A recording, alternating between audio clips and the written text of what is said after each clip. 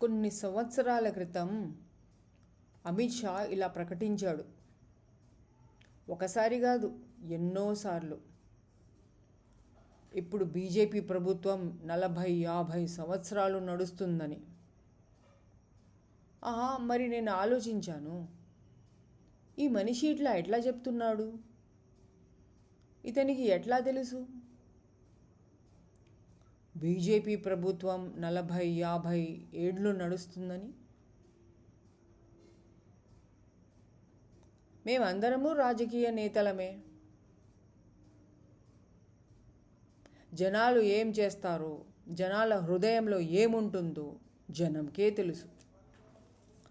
మరి ఇట్లాంటి ప్రకటనలు చెప్పడం, మా ప్రభుత్వమే 40-50 సంవత్సరాలు నడుస్తుందని, ఇదొక వింతైన ప్రకటన.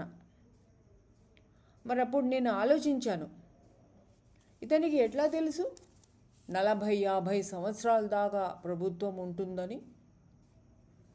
మరి ఇప్పుడు నిజం దేశం ముందు బయటపడింది. వాళ్ళు ఈ ప్రకటన ఎందుకు ఇవ్వగలుగుతున్నారు అంటే, వాళ్ళు ఓటు దొంగలిస్తున్నారు కాబట్టి.